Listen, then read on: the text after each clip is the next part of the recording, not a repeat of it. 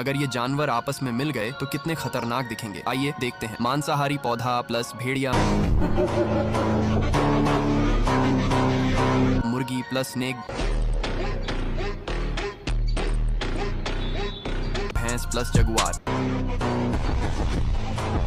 Last वाला तो बहुत ही खतरनाक है। प्लीज उसे देखने से पहले वीडियो को लाइक और हमारे चैनल को सब्सक्राइब कर लो। देखते हैं कौन कौन अपने प्यारे माता पिता के लिए कमेंट में रेड दिल भेजेगा। Walrus plus गोरिल।